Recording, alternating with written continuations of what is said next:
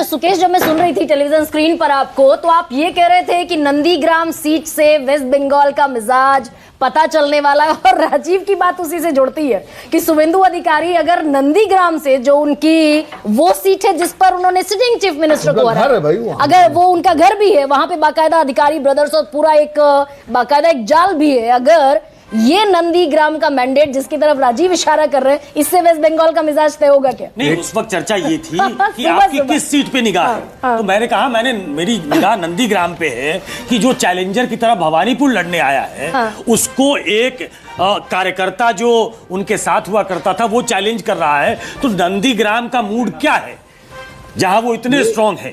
तो ये तो पहले फेज का है।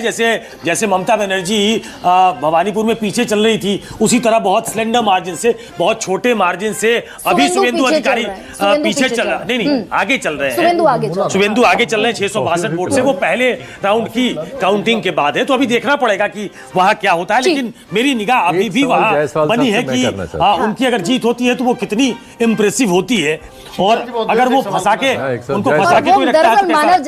ठीक है सुकेश, मानव जायसवाल से। वो मानव आप हैं क्या अभी स्क्रीन पर तो नहीं है, मानव है क्या?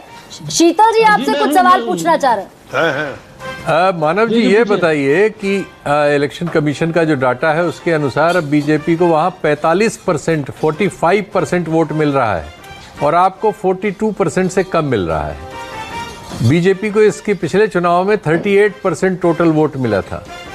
इसके आधार पर आप क्या कहना चाहेंगे? 7% ज्यादा वोट अगर बीजेपी को मिल रहा है जितने भी राउंड हुए हैं, अगर उसका ट्रेंड ये है तो ये साधारण बात नहीं है। इसको आप ऐसा हमने कभी नहीं देखा कि इस तरह का ट्रेंड हो और फिर वो ऐसा बदल जाए कि वो 45 वाला 34 पे रह जाए।